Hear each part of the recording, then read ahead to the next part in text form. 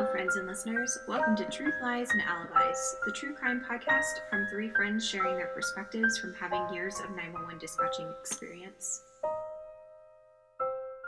Episode 14, How Not to Get Away with Murder. On today's episode, we discuss the murder of Daniel Brophy and how his wife, Nancy Crampton Brophy, definitely did not get away with murder. To start off today's episode, the question I want to ask is, you know how we always say, like, they should teach a class on how to make 911 calls? Mm-hmm. What are 3 things that you would want taught in said class? The first thing would be location first. That's a big one. Yep, that's my number one. Yeah, definitely location first. The second one would be listen. Like, listen to the questions that you're being asked by the call taker. Okay. I think the third thing would kind of just be like an understanding to try and get across is the fact that they're eyes and ears. So being descriptive and giving as much information as they can based on what they see and what they hear and what they notice is going on, because I'm not there. Okay. Those are all really good ones. And my number one would also be location. But in that, I mean, always know where you are. Mm-hmm. Because even if you are at a common location, like common locations are pretty good, right? When we get 911 calls, because usually in CAD they come up, but sometimes they don't come up.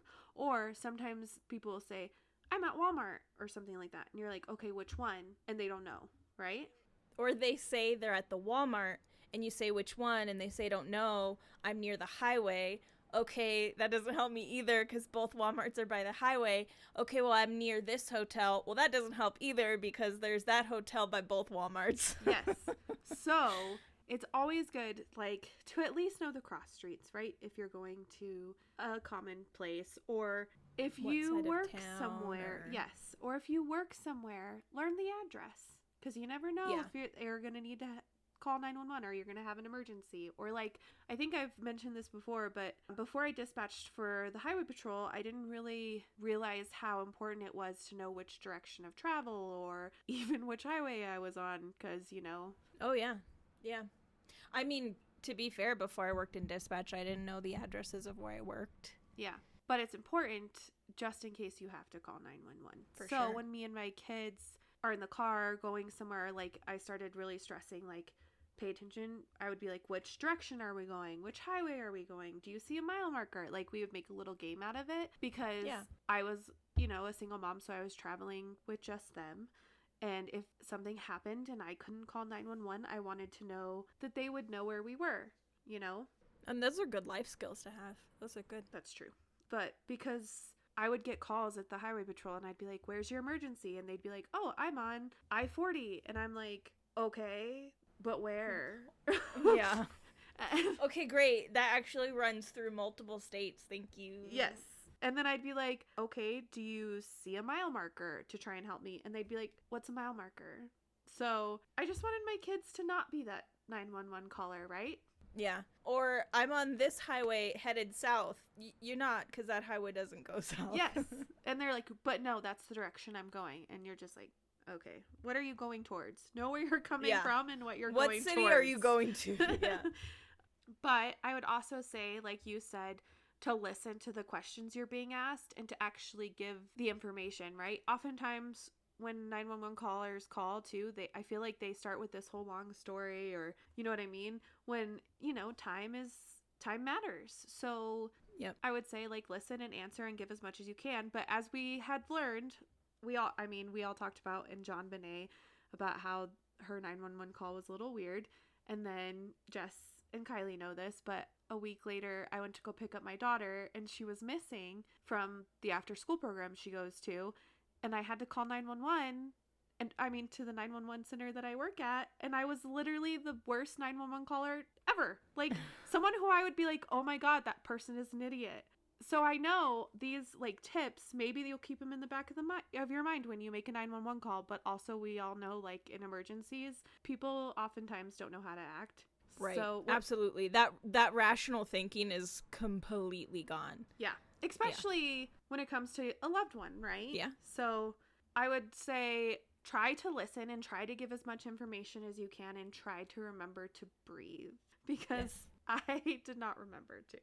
And this kind of all ties in a little bit to the story I'm telling today, just because the 911 call later, we'll talk about it when we get there, but I was thinking the caller did this and I would have suggested this or something like that. And I was like, I wonder what tips the other girls would say would be good for, 911 callers. I figured it'd be similar. Today I'm going to tell you the story of Nancy Crampton Brophy. And she is an author who once wrote a blog post about how to murder your husband and get away with it. Okay. All right. And spoiler alert, she did murder her husband and she did not get away with it. So I thought it was pretty interesting. So maybe just like not the best blog to get advice from. No. I think if anyone reads that blog post now, you should probably not take any of the advice that she gives you. So, in 2011, Nancy Crampton Brophy published a blog post. The blog post was split into sections that detailed the pros and cons of murdering your villainous husband, and that's a quote. At the trial for the crime that she eventually committed, the judge ruled that the essay would not be permitted as evidence since it had been written years before, and it would unfairly prejudice the jury. All right, I'm going to read you the essay, Jess. And this is from C. Jane Publish. Friends Embarking on a Creative Journey. That's where I found this essay. How to Murder Your Husband by Nancy Brophy. As a romantic suspense writer, I spend a lot of time thinking about murder and consequently about police procedure. After all, if the murder is supposed to set me free, I certainly don't want to spend any time in jail. And let me say clearly, for the record, I don't like jumpsuits and orange isn't my color. It says motives and then it says 1, financial. This is big. Divorce is expensive, and do you really want to split your possessions? Or, if you married for money, aren't you entitled to all of it? The drawback is the police aren't stupid. They're looking at you first. So you have to be organized, ruthless, and very clever. Husbands have disappeared from cruise ships before. Why not yours? 2, lying, cheating bastard. And in parentheses it says, deception of any sort. This is a crime of passion. In anger, you bash his head in or stab him with a kitchen knife. Most of the time, there is a trial that leads directly to you. Each type of murder leaves clues. A crime of passion does not look like a stranger was involved, and who is left to clean the blood from your carpeting? 3, fell in love with someone else. Usually financial is also involved here. Let's say your church frowns on divorce. You need to be a widow so you won't fall out of favor with your religion. At this point, I should mention that it helps if you aren't too burdened by the 10 Commandments. I would hope not, because they tell you not to do what you're planning to do. So don't be too burdened. They tell you not to murder and not to have an affair, but whatever. 4, abuser. This one is tough. Anyone can claim abuse. What is abuse? To a teenager, it might look different than to a spouse. As a motivation, this reason usually comes up after you've been arrested. Not a lot of abused wives dial 911 upon burning down the house with their husband in it. Good Lord. 5, it's your profession. Now we're talking. You already possess both skill and knowledge. You have the moral ambiguity necessary to carry it off. Quick hit and you fade from scene. Get your payment up front from someone else because life insurance probably won't send a check. Options to consider. Guns are loud, messy, require some skill. If it takes 10 shots for the sucker to die, either you have terrible aim, My God. or he's on drugs. Knives, really personal and close up, blood everywhere, ew. Garrote, how much upper body strength does it require to strangle a person? Random heavy piece of equipment. Usually this involves hitting someone hard with a baseball bat or the pipe wrench you just happen to have in your hand. Poison, considered a woman's weapon. Arsenic is easy to obtain, worse, easy to trace. It takes a month or 2 to kill someone. Plus, they are sick the entire time. Who wants to hang out with a sick husband? Oh my God. She doesn't want to hang out with the husband ever at all, period. It's not her husband. She wrote this while married to her husband. Did he know about this? If he did, he should have fucking ran. Yeah, talk about What if she was red like, flags. look, honey, look at my new writing. And he was just I'm like, really proud of this one. Anyway, who wants to hang out with a sick husband? Knowledge of pharmaceuticals would be handy. Availability would be even better. A word of caution, watch out for poisons found in nature. They are not a sure thing. Too little? Too much? Your mother always told you to marry a doctor. Now you know why. So, wait, your mother always told you to marry a doctor. Now you know why. Marry him because he has access to the drugs you need to kill him. Yeah, I think that's why. That makes sense. Doctors be suspicious. This woman was delusional. She thought she was the women she was writing about. She thought she was a fictional character in a book. Yeah, she's crazy. That's the this only is way delusion. to talk about it is there's Wow. something very wrong with her. It goes on. Hiring a hitman. Do you know a hitman? Neither do I. An amazing number of hitmen rat you out to the police or blackmail you later. But she doesn't know any, so how did she know that? Hiring a lover. Never a good idea. The husband dies and the wife gets the money. The lover doesn't always win in this scenario. Sometimes he too finds himself facing a loaded gun. I find it easier to wish people dead than to actually kill them. I don't want to worry about blood and brains splattered on my walls. And really, I'm not good at remembering lies. But the thing I know about murder is that every one of us have it in him or her when pushed far enough. What constitutes a good romantic suspense is the whys. What happened that forced a person into this situation? How will they justify this action? And in parentheses it says, by the way, he needed killing is not a legal defense. Can they keep a secret? A confidence whispered in the dark is no longer secret.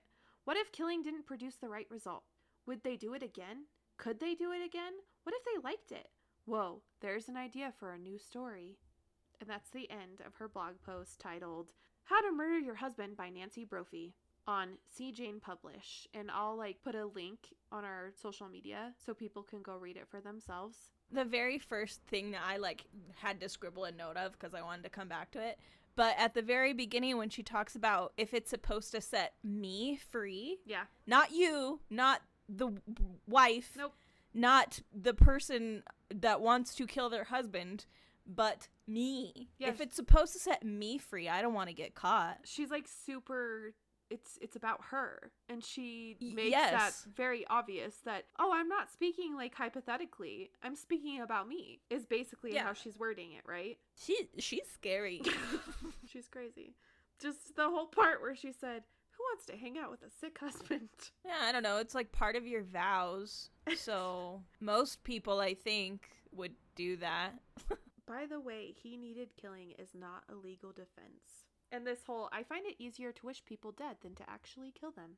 Why did she publish this? Also, none of her life choices make any sense. If you didn't like him so much and you weren't legally married to him for all that time and you're so unhappy and you don't want to be around him when he coughs because gross, then just walk away. Don't 17 years later be like, oh, this paperwork I forgot. When you're Don't kill him. slowly poisoning him to death, if you can't stand to sit there with him while you're poisoning him to death, maybe don't poison him. Maybe just walk away. Well, and the thing is you can't go to a hitman because all the ones that she knows would just turn you in, even though she doesn't know any. Murder Neither is do not I. the answer. Can that be our tagline? Murder is not the answer. It's not. Divorce. Just walking away. And don't hire your new lover because he doesn't get any of the money. Because you'll just have to shoot him later. She sounds great. I wonder how many people would be lining up to date her. I was going to tell you about her books a little bit too. So she has these books I found them on Amazon, and she's got a couple. One is called Plotting Your Story Arc, Workbook for Fiction Writers, Plotters, and Pantsers. And it's about how to finish your book. Then there's The Wrong Brother, which is one of her little romance things. And it's about a Navy SEAL named Zach who comes back home to help his brother with something. And then it says he's avoiding his brother's girlfriend, but basically falls in love with him. So maybe he kills his brother. Who knows? It would be interesting. I don't want to read them. One, I don't care to. Two, I wouldn't want to send any royalties that direction anyway. But I would be interested to see what the relationship, what her idea of a healthy relationship looks like. And apparently it's all about killing people. That's why I'm curious to know what she portrays these relationships to be like in the end of her books. Because she clearly doesn't understand love and dedication. So, yeah. Then another one's called The Wrong Husband. And it's Wrong Never Felt So Right, book number 4. And then Hell on the Heart, The Wrong Hero, The Girl Most Likely to, the wrong seal, which I'm guessing is about another Navy SEAL, and the wrong lover. So is anything ever right? Did I mention the wrong cop? Oh, goodness. Everything's wrong. Nothing's ever right. And it looks like all of them probably have something to do with murder, because each of them have like the wrong cop, he's got a gun in his hand, and the wrong hero has a gun, and the wrong seal is, they're all half-naked men on the cover except for Hell in the Heart, which is like a woman with fire behind her. I mean, she's got 3.5 to 4-star reviews. I want to know how many people that's from after hearing about this trial. I know, that's what I was thinking. I was like, I think that this people might buy her books now because they're like, like you said, it would just be interesting to know kind of her mindset. Mm-hmm. But I don't think that many people were buying it beforehand. There's a market for everything, so I'm sure somebody out there really liked all those wrong books. Maybe she's telling all the people in prison that she's with, and they're like, oh, I'm gonna have my family order it for me while I'm sitting here doing nothing. So, on Wednesday, May 25th of this year, a jury found her guilty of second-degree murder in the 2018 murder of her husband, Daniel Brophy. So that's 2011 to 2018, 7 years apart. Daniel Brophy was shot while working at a culinary school in Oregon where he taught classes. The couple had been married for 25 years, and the writer portrayed their relationship as anything but one of her suspense novels about, this is a quote from her, pretty men and strong women, and families that don't always work, and about the joy of finding love and the difficulty of making it stay. She was born in Wichita Falls, Texas, on June 16th of 1950.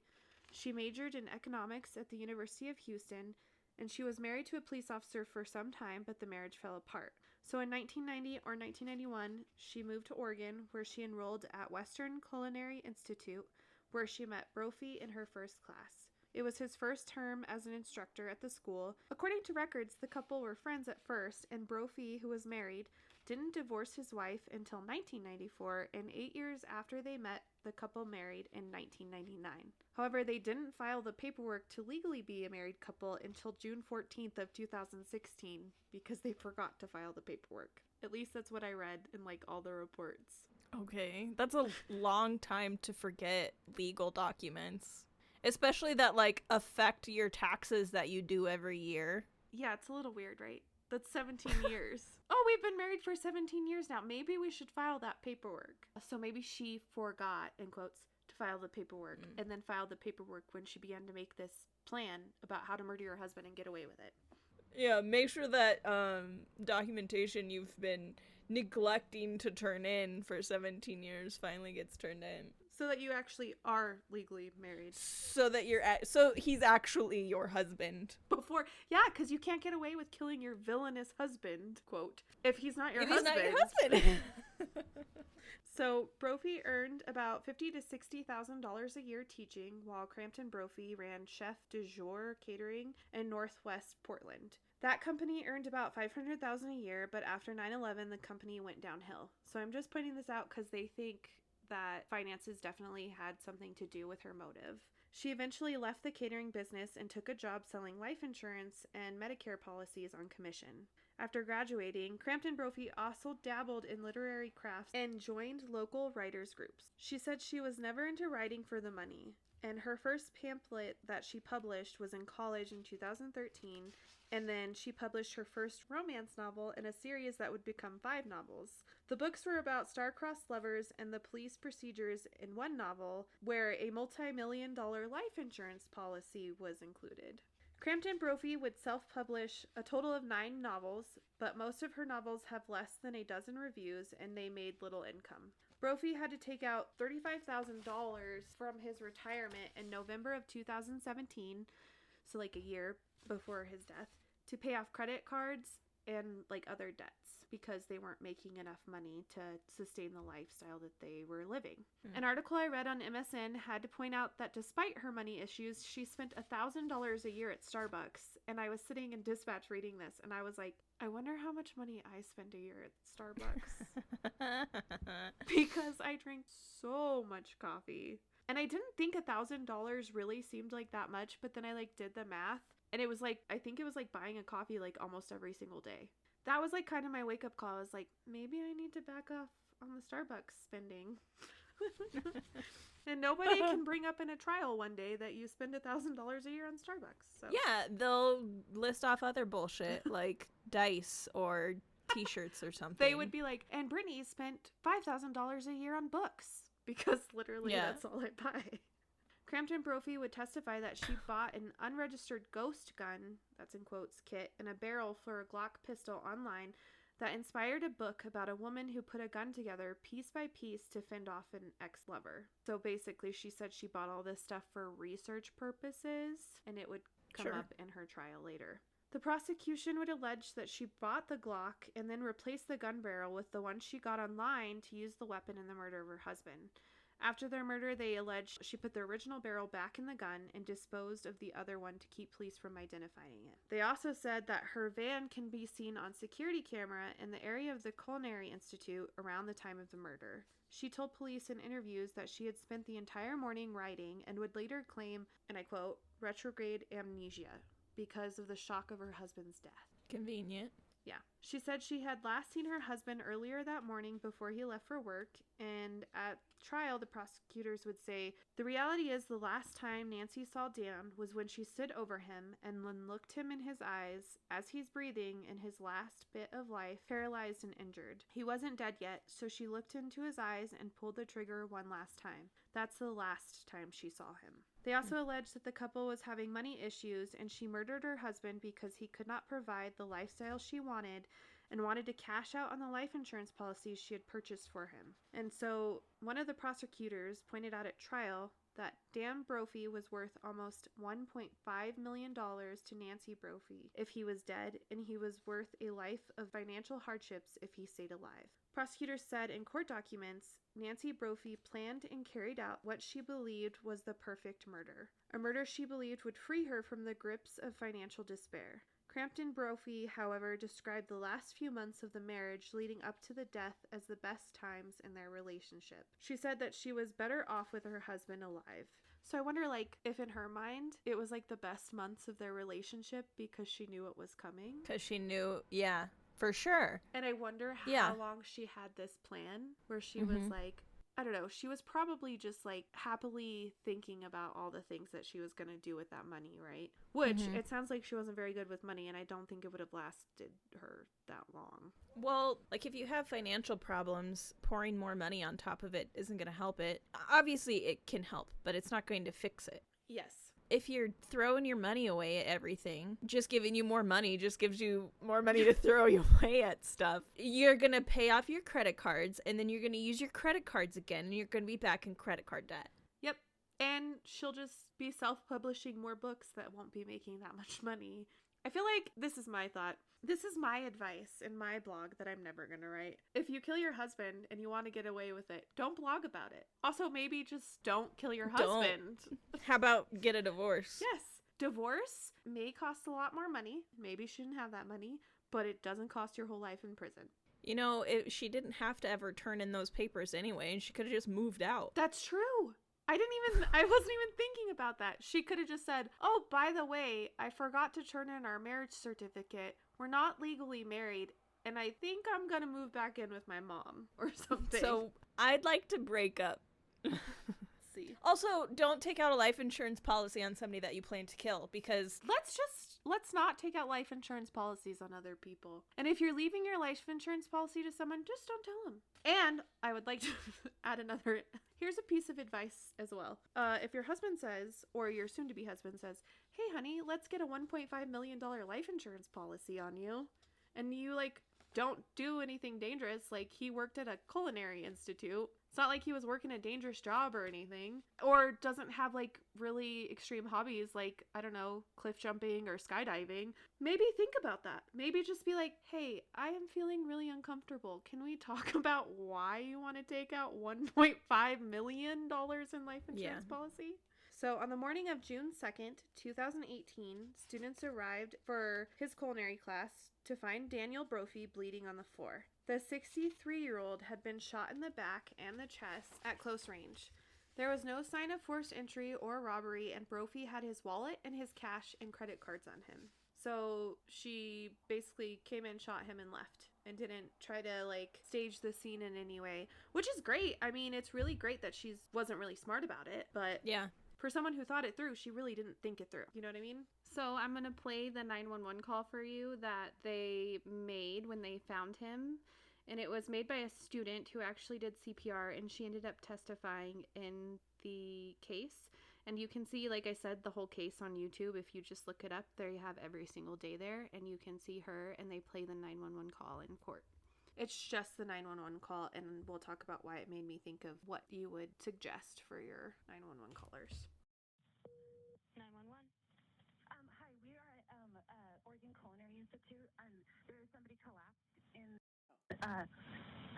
one of our kitchens. Okay, just one moment. And what's the address there? What's the address? 1701. 17 what?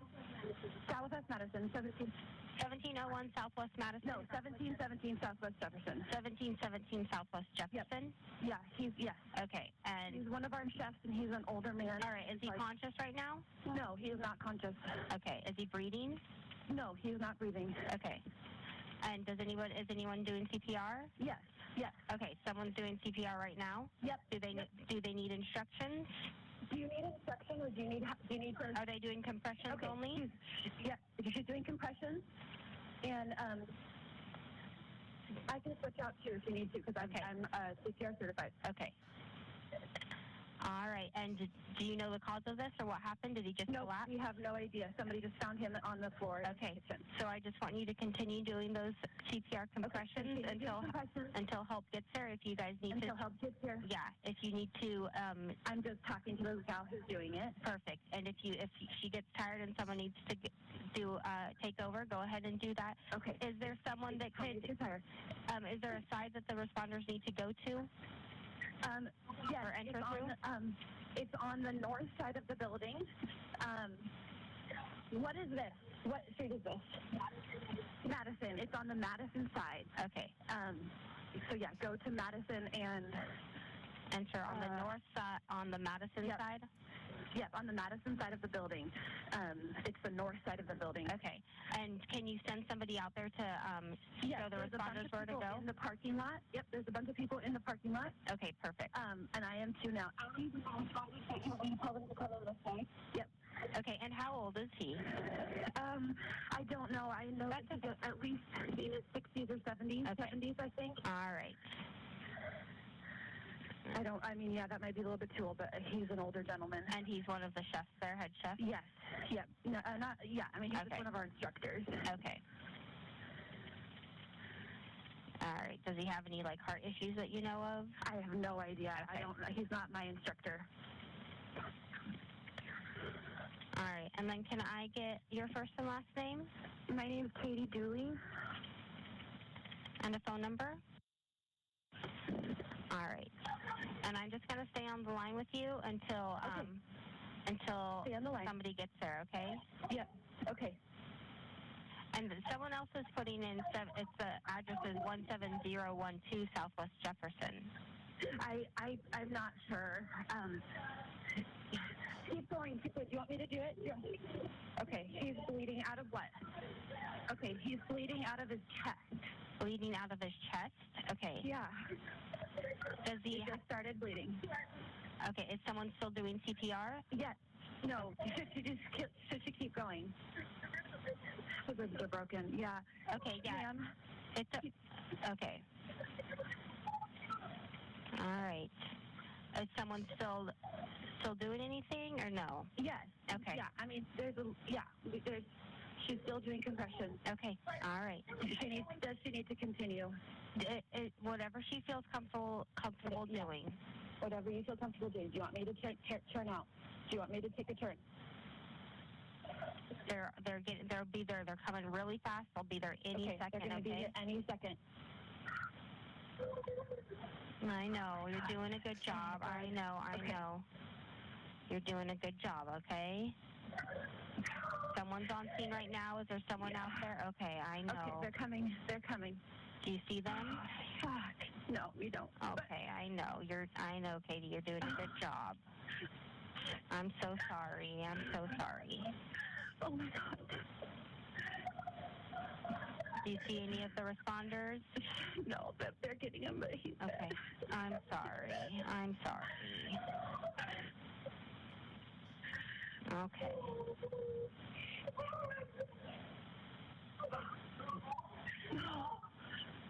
Do you see the responders? Not yet. Not yet. Okay. Not yet. They're coming. They went to the front They door. went to go get them? Okay, good, good. Yeah. I'm going to stay on the phone until you see them, okay? Is anyone doing compressions or you're... No. It's okay. No, I we're done. understand. It's okay. Are they coming? Yeah. Okay, they're here. Okay. All right. I'll let you go. Thank you very much. Bye-bye. So, what did you think about it? I mean, I think it was actually a really good call. It was a good call. It was really good on both sides. I mean, it does come back to that knowing where you are. Yep. And that's why I kind of wanted to talk about that especially, but like what other tips, because she was good at telling them where she was, right? Yeah. And this is another instance where having multiple callers is a good thing because you can, hopefully, one of your callers will have the right address. Yeah. And if she had enough to go off of like Jefferson and Madison, then, you know, the call taker can kind of go off of that, of where the closest address might be as well. Because that's one of the other calls too, where it sucks getting hung up on location. Yeah. Especially when somebody's down and not breathing, because you, as the dispatcher, want to start CPR as soon as possible, but you can't until your medics are en route. Yeah. Your location is going to be your most important thing in any call that you have, right? Because you can't send any kind of help to them until you know exactly where they are. I thought she did a really good job on telling her too, like, you're doing a good job. Yeah. And you could she tell, did great. Like, and the caller was relatively calm, right? Until kind of the end when she realized that they probably weren't going to save him. And I think there's that bit of, like, callers are obviously up on that adrenaline high. And then there's that mini crash where they know that help's on the way and that help's almost there. And they've done everything they can, especially since they stopped doing CPR on scene. So it's kind of that mini crash where reality hits them. Yeah. You're ones that are rational and that are able to, like, compartmentalize enough to keep their emotions at bay as soon as that realization hits them. And all the dispatchers or call takers are doing at that point is just reassuring and, like, asking for updates that emotion hits them. Yeah. So I think it was a good call.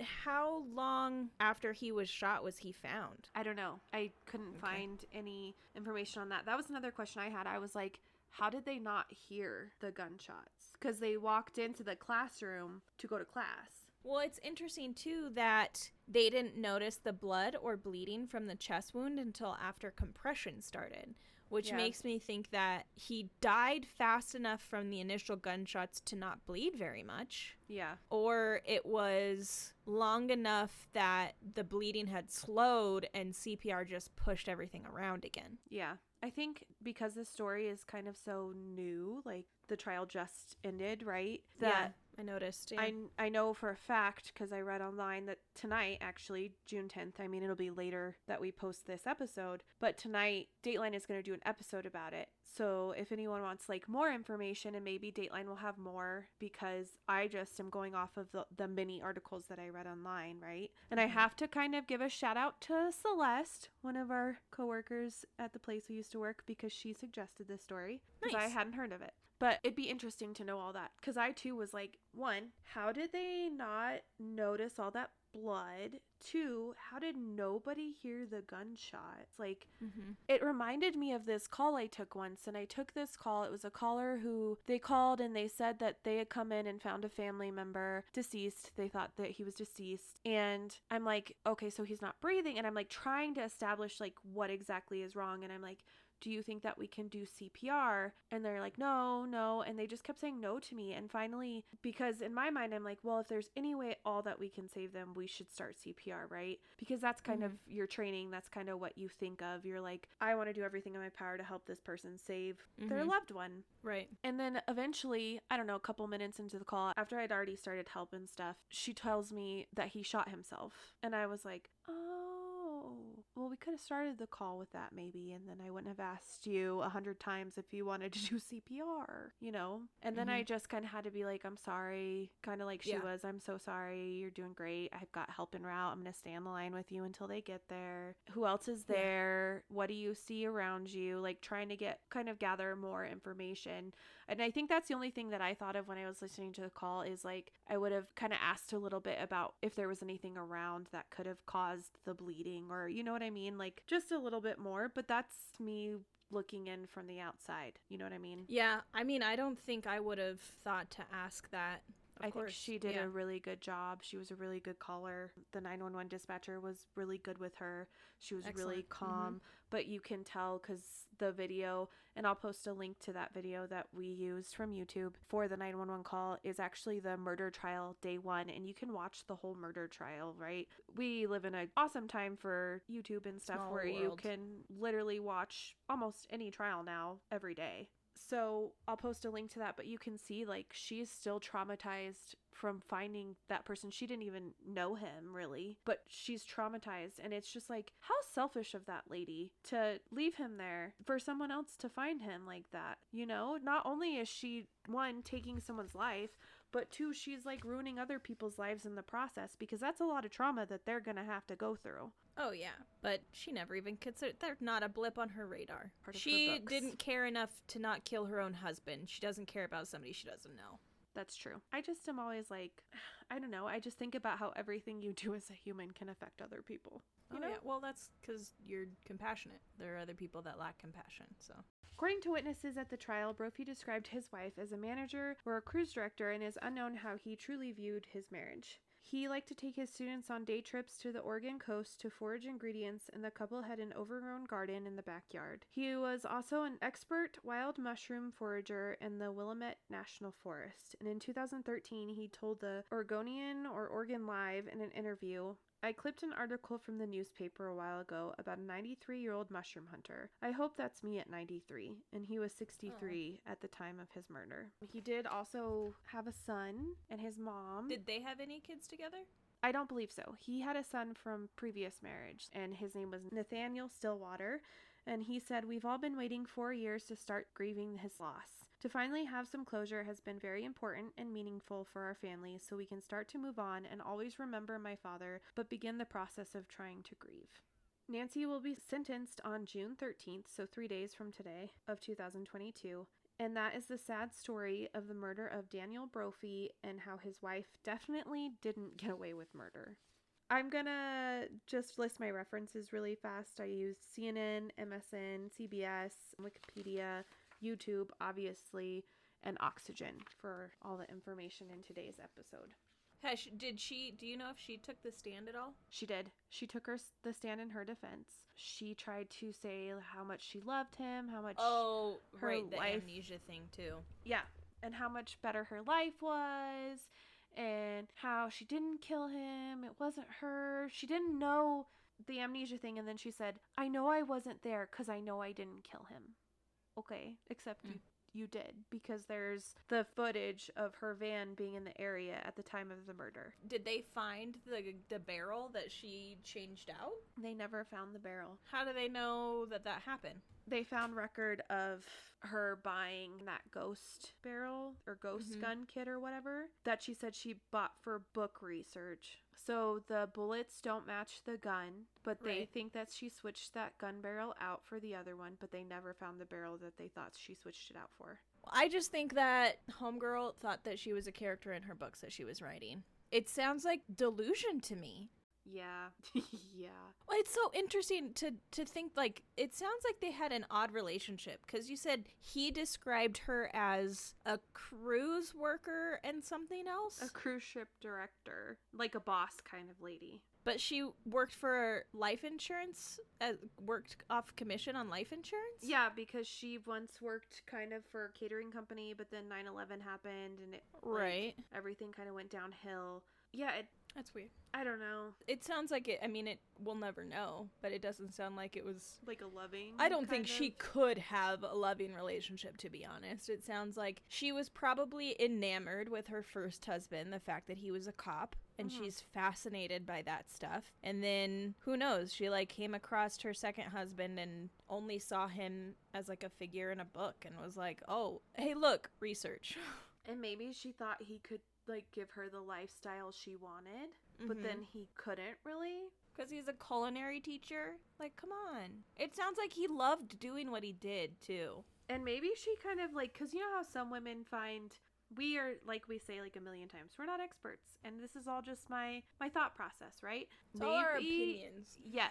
Maybe she saw him as a challenge, and she felt like she was winning in some way, because maybe she wanted him when he was married. Maybe. And then she had him, Yeah. and she's like, wow, this isn't as exciting as I thought it would be. I don't actually love him. I just wanted him. Yeah. Yeah. And so then they weren't making enough money for the life that she, like, thought she deserved or something. And then she's like, you know what? I think I should buy a $1.5 million life insurance policy on my husband, just like in my book.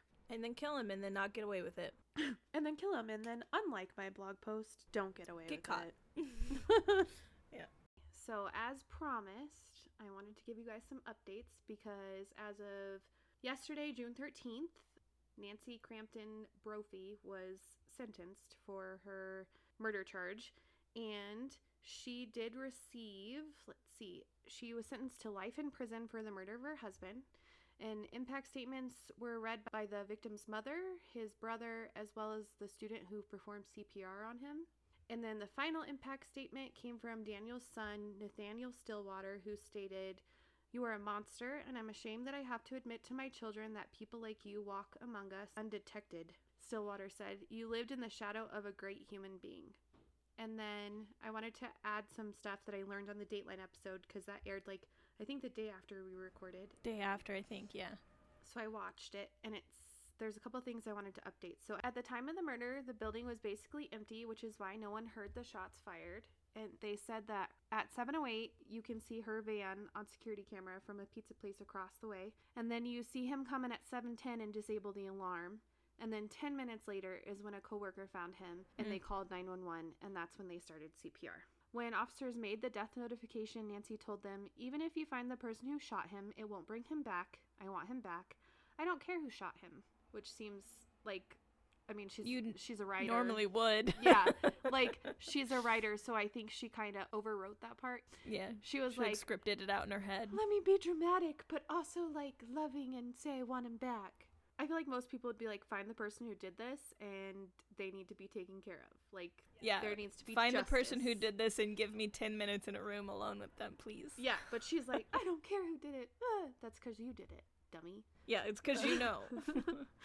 After the murder, she tried to sell the house quickly, and she asked police to write her a letter saying she was not a suspect in her husband's murder because she needed it for life insurance policy purposes. And you can hear, if you watch the Oh my Dateline God. episode, which I highly recommend because, you know, Keith Morrison and all that. But the Dateline episode, you can hear her calling, and she's just like, I need this letter. And the officer literally says, yeah, we've never done that before, and we're not going to. Like, he laughs at her. He's like, yeah, Well, no. that's stupid. That is stupid. And it's like, I've never heard of a life insurance policy needing something, like a letter saying, oh, this person is not a suspect in the murder. Like, yeah, they need to be cleared, but I think that happens after someone else is arrested and charged. They don't just write letters for everyone. Oh, you're not a suspect? Okay, let me just type you something up. Go ahead and give them the money because we don't think that they did it. Yeah. No. Also, why would they do that when she is a suspect? Like, nice try, Nancy. They knew she was a suspect pretty early on, because when I was watching the episode, his son said something like, we had decided, like, they probably wouldn't figure out who it was or something. And I guess they were onto her pretty much from the beginning. But she... Well, car was seen there. And the gun parts that she bought and her blog post, which... is still, like, sitting with me. Not great. And then, I guess, during the trial, she tried to blame, like, a transient person that was also seen on security camera in the area. But none of that makes sense, because, like, he had all of his stuff, remember? His stuff was on him. Yeah. So, Delusional. yeah. So that is all the updates that I saw so far. Well, have fun in prison, Nancy. Can't wait to read the books that you write from prison, but not really. Brittany will tell me about them. I won't read them. Thank you for listening. Additional information for each case can be found on our website, truthliesandalibis.buzzsprout.com. New episodes will be uploaded every Monday. Find us on Instagram and Facebook at Truth, Lies, and Alibis.